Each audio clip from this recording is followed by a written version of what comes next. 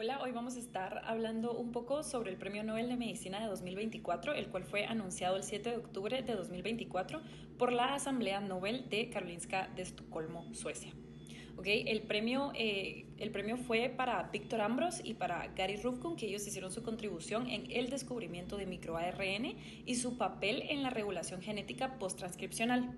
Hablando un poco sobre quiénes son, Victor Ambros es un biólogo molecular estadounidense que nació en 1952. Él es conocido principalmente por su descubrimiento de los microARNs mientras trabajaba con el modelo del organismo, el cual se llama Caenorhabditis elegans. Se le atribuye la primera identificación de un microARN funcional, el cual fue el Lin4. Y continuando, hablamos un poco sobre Gary Ruvkun. También él es un investigador estadounidense, nacido en 1956, conocido por su contribución al campo de los microARN. Ruvkun fue el responsable de demostrar que el microARN Lin4 que mencionamos previamente por Ambros regula la expresión del gen Lin14 en el mismo organismo, lo que abrió una nueva área en la biología molecular. Ahora, el trabajo por el cual ellos fueron galardonados. En 1993, Ambros y Ruvkun realizaron un descubrimiento fundamental que cambiaría la forma en la que entendemos la regulación genética, el cual ya es bastante complejo. Ellos identificaron los microARN como moléculas de ARN pequeñas que no codifican proteínas, pero que son esenciales para la regulación de la expresión génica. En ese entonces, el paradigma dominante de la biología molecular sostenía que la única forma de regular la expresión génica era por proteínas que interactuaban directamente con el ADN o el ARN mensajero. Sin embargo, estos dos científicos demostraron que existían moléculas mucho más pequeñas que podían regular la expresión de genes sin la necesidad de producir proteínas. Por lo que Ambros y su equipo descubrieron que el microARN Lin4 en Caenorhabditis elegans regulaba la cantidad de proteínas producida por el gen Lin14. Al unirse a una región del ARN mensajero, el Lin14, el microARN impedía la traducción del ARN mensajero en la proteína, y de esta forma los microARNs funcionan como interruptores de los procesos celulares al regular la cantidad de proteína producida sin alterar el código genético.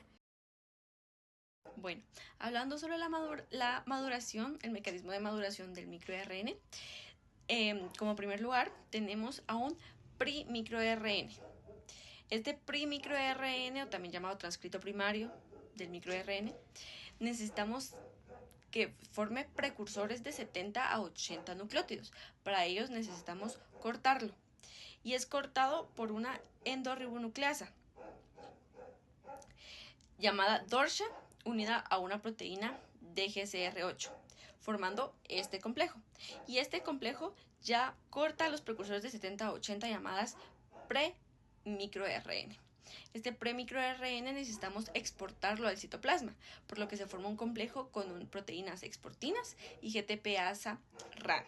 Ya exportado en el citoplasma, la proteína RAN se hidroliza a GTP, liberando a GTP. GTP y las proteínas exportinas regresan al nucleolo.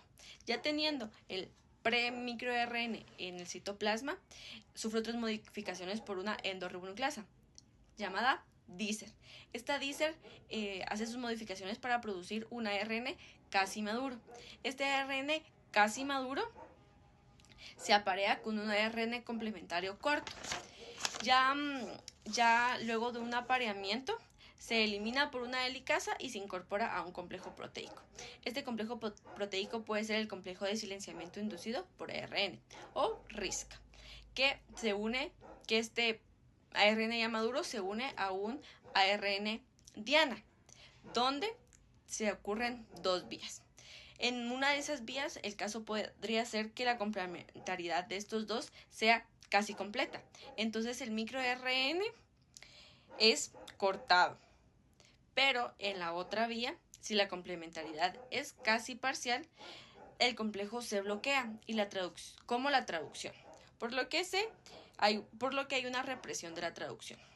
Con todo lo que hemos hablado hasta ahora, podemos decir que el descubrimiento de los microARNs ha revolucionado la biología molecular y cambió nuestra forma de entender cómo es que se regulan los genes. Un ejemplo clave es su papel en el cáncer. Por ejemplo, el microARN llamado MRI21 está presente en exceso en varios tipos de cáncer, como el de mama y en el de colon.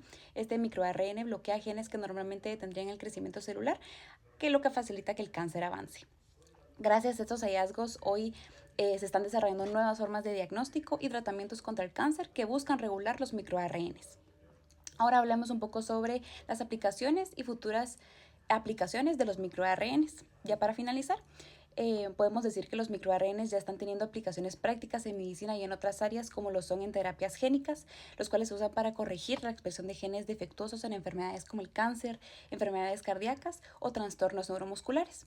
En el diagnóstico precoz también se usan microARNs, los cuales sirven como biomarcadores que se pueden detectar en análisis de sangre y así identificar enfermedades como el cáncer también y la diabetes en etapas tempranas. Y en un futuro se espera que los microARN sean clave en el tratamiento de enfermedades neurodegenerativas como en Alzheimer o el Parkinson y la medicina personalizada, ajustando terapias según el perfil genético de cada paciente.